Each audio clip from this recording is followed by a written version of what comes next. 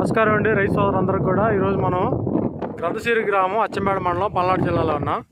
మన రైతు కిలారి శ్రీనివాసరావు గారు గత 10 సంవత్సరాలుగా పత్తి మనకి ఇక్కడ 12 ఎకరాలు సాగు చేస్తూ ఉన్నాడు.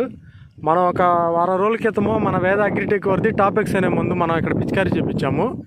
సార్, ఇప్పుడు టాపెక్స్ అనే ముందు ఏ విధంగా పనిచేసింది శ్రీనివాసరావు గారు? దేని కొట్టారు? దేని కొట్టారా? దేని పనిచేసింది మీకు? గట్టిగా చెప్పండి సార్. మెత్తదనం వచ్చింది, క్వాలిటీ కూడా బాగానే వచ్చింది,